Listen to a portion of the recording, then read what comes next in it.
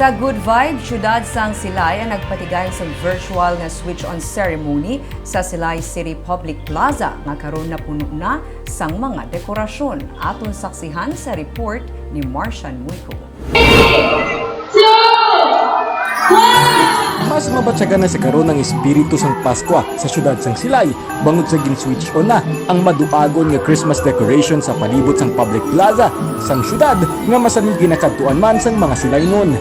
Agaw atensyon kada tuig bisan pa sa mga nagalabay lang sa syudad ang mga decorations kag Christmas lights sa plaza publika sa Silay City nga masanag kag maduagon. Bangod sa COVID restrictions, ginpatigayon online sang Domingo ang lights on nga gintambungan man sang mga opisyales sang syudad. May these Christmas lights and display symbolize our hope, our faith, and our love. In whatever situation we are and whatever challenges we face. Because in Jesus Christ alone, we are all victorious.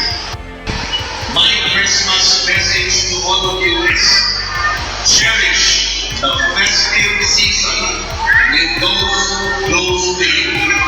If you think it's a large gathering and with multiple people, you might postpone that gathering until you can safely gather.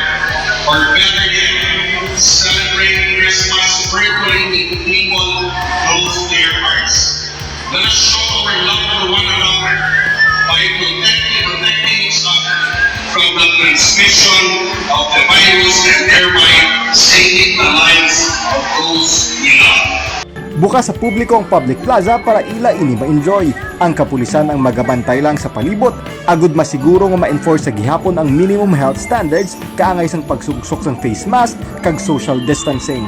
Marcian Muico para sa Digicast Negros.